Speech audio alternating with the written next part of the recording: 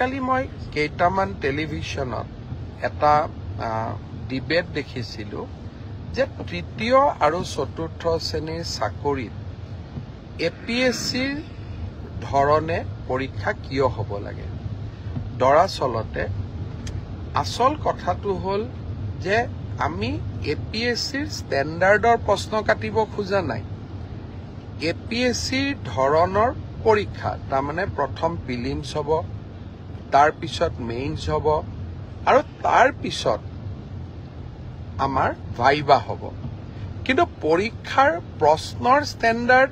চতুৰ্থ শ্ৰেণীৰ কাৰণে এপিএসসিৰ দৰে নহয় পৰীক্ষাৰ প্ৰশ্নৰ ষ্টেণ্ডাৰ্ড মেট্ৰিকৰ দৰে হ'ব হায়াৰ সেকেন্ডাৰীৰ দৰে হ'ব তেনেকে তৃতীয় শ্ৰেণীৰ কাৰণেও আমি এই ধৰণৰ যিটো পৰীক্ষাৰ বাবে প্ৰয়োজনীয় অৰ্থাৎ গ্ৰেজুৱেশ্যন যাৰ কোৱালিফিকেশ্যন তাৰ বাবে সিলেবাস গ্ৰেজুৱেশ্যন হ'ব হায়াৰ সেকেন্ডাৰী যাৰ সিলেবাস তাৰ সিলেবাস হায়াৰ সেকেন্ডাৰী হ'ব কিন্তু আমি এটা প্ৰস্তাৱ দিছিলো যে এইবাৰ এডিআৰইৰ পৰীক্ষাত প্ৰিলিমছ হওক মেইনছ হওক আৰু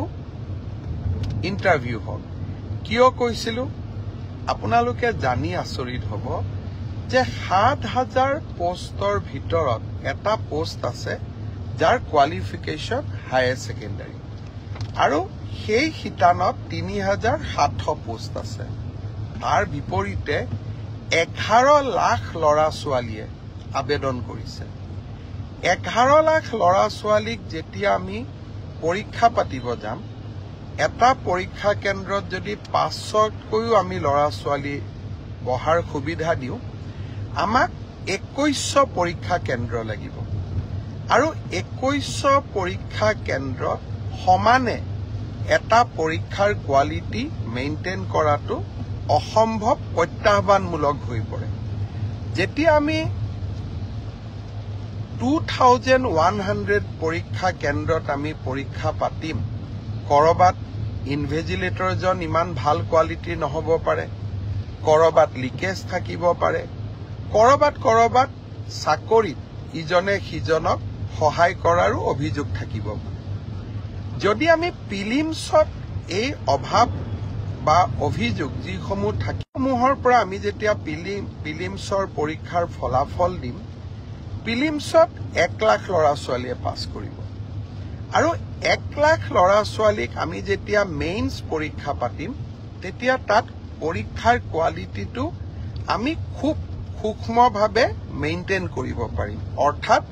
শেষলৈ গৈ যোনে চাকৰি পাব তাত কোনো ধৰণে কোনো কেণ্ডিডেটে কম্প্ৰমাইজ কৰি চাকৰি পোৱাৰ সুবিধা নাথাকে সেইকাৰণে ইউপিএসসিৰ পৰীক্ষাই হওক এপিএসসিৰ পৰীক্ষাই হওক তিনিটা তৰপত পৰীক্ষা পাতে পৰীক্ষাৰ প্ৰশ্ন কাকতবোৰ এপিএসসি ইউপিএসসিৰ দৰে নহয় দুজন মানে কৈ আছে চতুৰ্থ শ্ৰেণীৰ কাৰণে এপিএসসিৰ দৰে পৰীক্ষা কিয় হ'ব লাগে চতুৰ্থ শ্ৰেণীৰ ইন্টাৰভিউত এপিআৰ জনে ক্লাছ 10ৰ ষ্টেণ্ডাৰ্ডে পৰীক্ষাৰ প্ৰশ্নৰ উত্তৰ দিব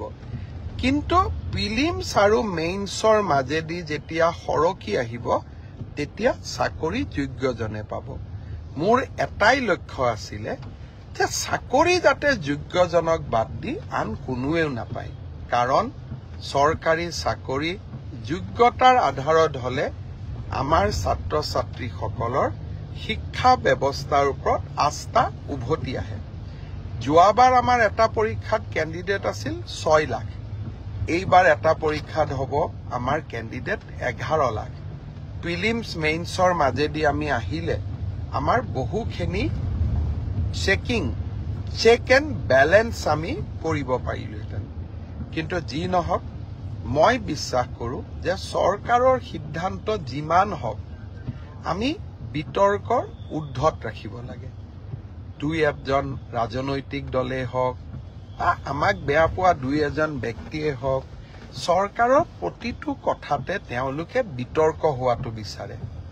আৰু বিতৰ্কৰ পৰা তেওঁলোকৰ যে কিবা লাভ হয় এনেকুৱা নহয় যেন বিতৰ্ক কৰি চৰকাৰখনৰ ভাল প্ৰচেষ্টাসমূহকো তেওঁলোকে যাতে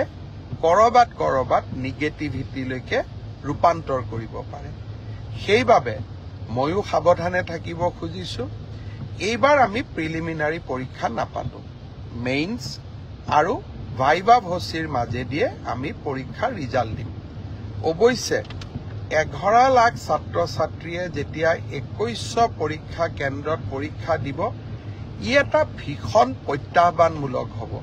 কেনেকৈ পৰীক্ষা পাতিব পাৰিম 2100 স্কুল কলেজ ই এটা ডাঙৰ প্ৰত্যাহ্বান হ'ব চৰকাৰী বিষয়াসকলে এই বিষয়ে আলাপ আলোচনা আৰম্ভ কৰিছে ৰাইজৰো সহযোগিতা লাগিব কি ধৰণে পৰীক্ষাটো বিতৰ্কৰ ওপৰত ৰাখিবৰ কাৰণে ৰাইজৰো আমি সহায় ল'ব পাৰো তাৰ বিষয়ে আমি চিন্তা চৰ্চা কৰিছো সময়ত আমি আপোনালোকক কম 3 অক্টোবৰৰ পৰা পুলিচৰ ইণ্টাৰভিউ আৰম্ভ হ'ব তাত এনেকুৱা কোনো অসুবিধা নাই যোৱাবাৰ যেনেকৈ নিযুক্তি হৈছিল এইবাৰো হ'ব আৰু শিক্ষকৰ নিযুক্তিৰ ক্ষেত্ৰতো আমি ইতিমধ্যে ব্যৱস্থা আৰম্ভ কৰিছো আৰু ইয়াতো বহুত বেছি বিতৰ্কৰ অৱকাশ নাই আৰু এইবিলাকত নিশ্চিত কোৱালিফিকেশ্যন লাগে কাৰণে কেণ্ডিডেটৰ সংখ্যাও কম কিন্তু তৃতীয় আৰু চতুৰ্থ শ্ৰেণীত এইবাৰ অসম্ভৱ প্ৰাৰ্থীয়ে আবেদন কৰিছে সৰ্বমুঠ 18 লাখ আবেদন এই 14,000 পোষ্টৰ কাৰণে আমাৰ ওচৰলৈ আহিছে যি কি নহওক দুই এজনে সুধি আছে যে সিলেবাস কেতিয়া দিব মই অহা পৰহি বা মেক্সিমাম 4 দিনৰ ভিতৰত সিলেবাস দুখন প্ৰকাশ কৰিবৰ বাবে মই ৰিক্ৰুটমেণ্ট কমিছনক নিৰ্দেশ দিছো আৰু মই ভাবো যে ইয়াৰ পিছত এই পৰীক্ষা সম্পৰ্কীয় আপোনালোকে যি কথা বুজিব খোজে জানিব খোজে ইয়াৰ পিছত ৰিক্ৰুটমেণ্ট কমিছনে আপোনালোকক জনাই থাকিব মই মুখ্যমন্ত্ৰী হিচাপে এই প্ৰক্ৰিয়াটোৰ পৰা খুব প্ৰয়োজন নহলে আজিৰে পৰা আঁতৰত থকাটো উচিত হ'ব অৱশ্যে কৰবাত ভুল ভ্ৰান্তি থাকিলে কৰবাত কিবা বুজাত অসুবিধা হলে